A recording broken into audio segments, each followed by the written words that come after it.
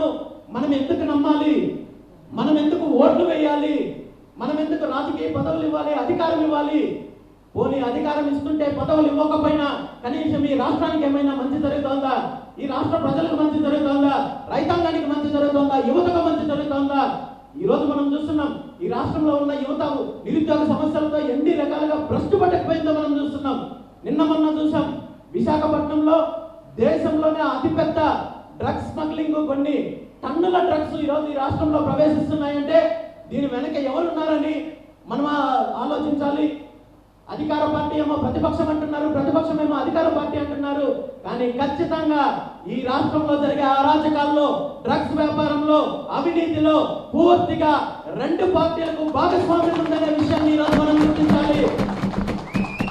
మరి ఇన్ని ప్రగల్భాలు పలుకుతున్న పార్టీలు చంద్రబాబు నాయుడు గారు అవినీతి చేశారని జగన్మోహన్ రెడ్డి చెప్తున్నారు, జగన్మోహన్ రెడ్డి గారు అవినీతి చేశారని చెప్పి చంద్రబాబు నాయుడు గారు చెప్తున్నారు.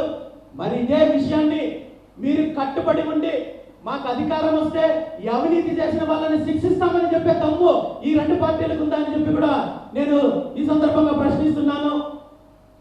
ఈరోజు చంద్రబాబు నాయుడు గారు గత 5 సంవత్సరాల నుండి పదే పదే చెప్తున్నారు, జగన్మోహన్ రెడ్డి ఈ రాష్ట్రాన్ని లూటీ చేశారు, ఈ రాష్ట్ర సంపదని దోపిడీ చేశారు, వేల కోట్లు లక్షల కోట్లు అని చెప్తున్నారు. మరి మేము అధికారంలోకి వస్తే జగన్మోహన్ రెడ్డిని అరెస్ట్ చేస్తామని చెప్పే దమ్ము చంద్రబాబు నాయుడు కానీ, అదే చంద్రబాబు నాయుడు గారు చేసిన అవినీతి మీద పూర్తిగా కక్కిస్తామని చెప్పే పరిస్థితి జగన్మోహన్ రెడ్డి గారు కానీ ఉందా అంటే 100% లేదు. కేవలం ప్రజల్ని మభ్యపెట్టడానికి, అదేవిధంగా రాజకీయంగా లబ్ధి పొందడానికి వీళ్ళు ఒకరి మీద ఒకరు ఆరోపణలు చేసుకుంటారు తప్ప ఈ రాష్ట్రానికి, ఈ రాష్ట్ర ప్రజలకు మంచి జరిగే అవకాశము ఈ రెండు పార్టీల ద్వారా, ఈ రెండు కుటుంబాల ద్వారా లేదనే విషయం గుర్తించాలి.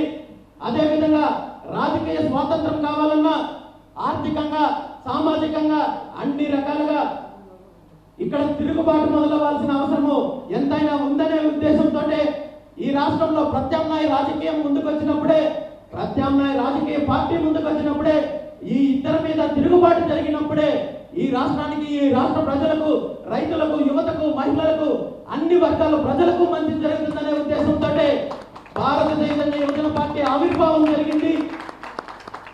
భారత చైతన్య యువజన పార్టీ ఆవిర్భావం తర్వాత గత 8 నెలల్లో ఎన్నో రకాలుగా పోరాటం చేస్తున్నాము, ఎన్నో రకాలుగా కార్యక్రమాలు చేస్తున్నాము. పార్టీ సిద్ధాంతాలు, పార్టీ ఆశయాలు, పార్టీ మేనిఫెస్టో అన్ని రకాలుగా అన్ని వర్గాల ప్రజలకు తీసుకెళ్తున్నాము. ఈ తీసుకెళ్లే క్రమంలో ఎన్నో రకాలుగా అడ్డంకులు సృష్టిస్తున్నారు.